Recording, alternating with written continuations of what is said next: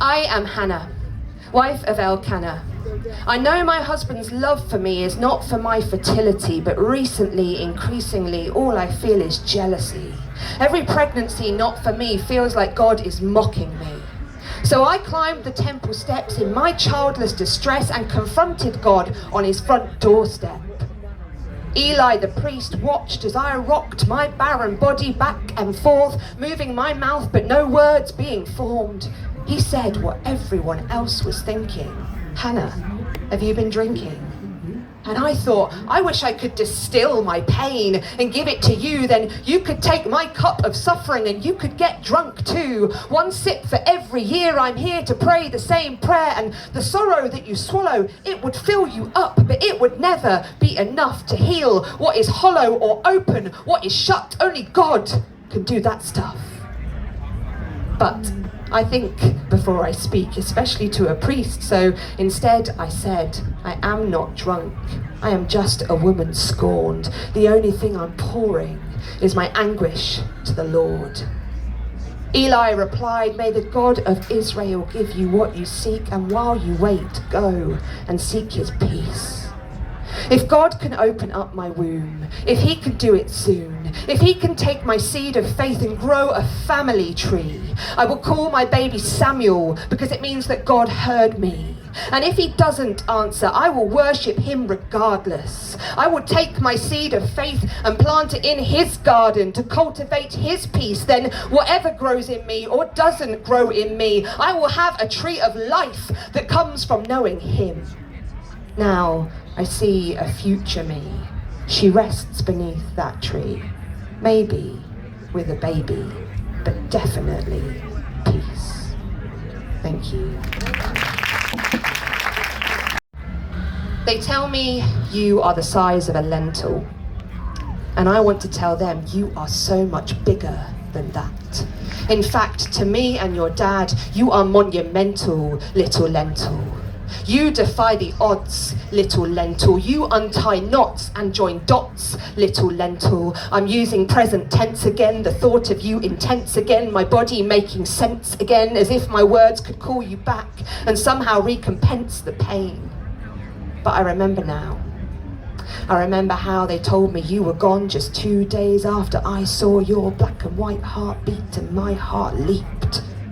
I remember how, bleeding now, they sent me home to test for the absence of you in a week or two. I remember how, trousers down, that pregnancy test winked at me, one line where two should be, the clang of disappointment in the bathroom bin making a mockery of me, and the whole sorry thing. And even now, questions echo through my broken body like coins down a well. I am sick of the sight of my 3-bedroom home, sick of this gap where a child should have grown, and I think if I am 1 in 4, how can it be that I feel so alone? I know the God of Moses parted the sea, but I have a Red Sea raging in me, so why isn't he rescuing me? There's nowhere to flee when the desert is me.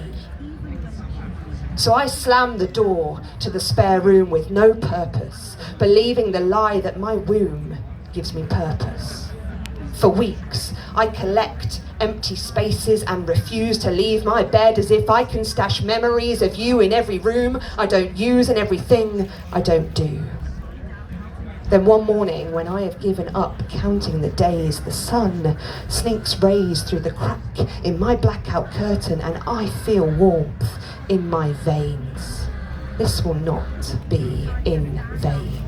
I bid my soul to worship again. I dig for a song in the desert of me, a dry, dusty cry from the valley of grief, a lament like cement pouring from me. And in my desert song, I finally see the God of Moses was never really gone. He was there all along, not parting the sea, but perfecting his power through womb weakened me. I will be steadfast in suffering, productive in pain, defiantly living and loving again, because you never could. For you, I vow to go on. Step 1, brush my teeth, brush my hair, and put my face on, and this simple act gives wings to ambition. Ambition that's hidden.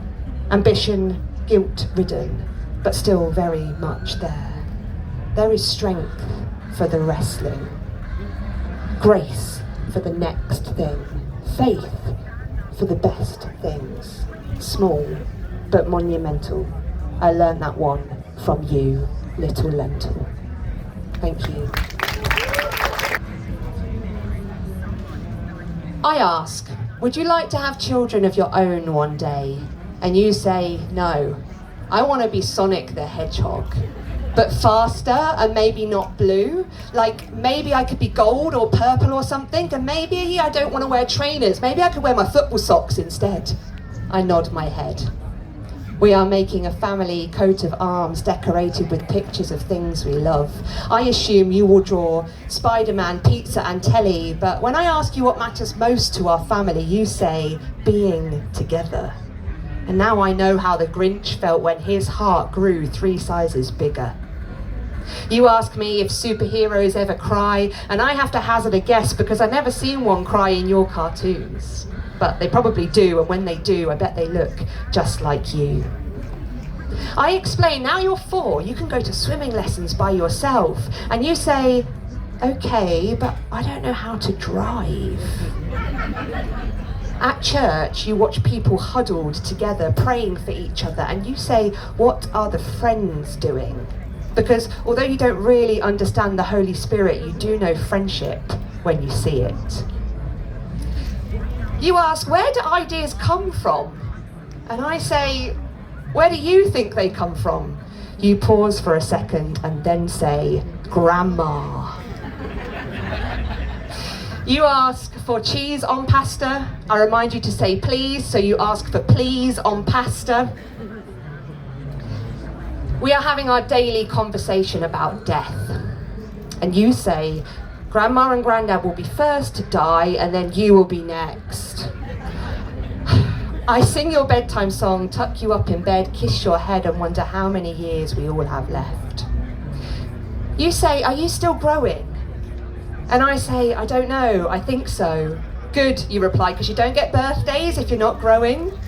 You're wrong, because aging and growing are not the same thing, but I like the sentiment, and for what it's worth, I have grown more in my last 4 birthdays than in all the ones before.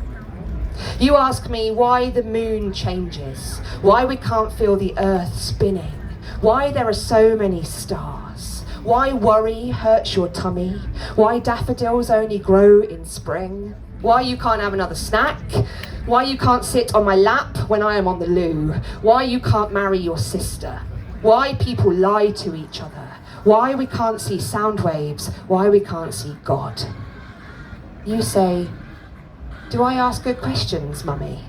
And I say, the best. You add, will I still ask questions when I grow up? And I say, you must. Thank you.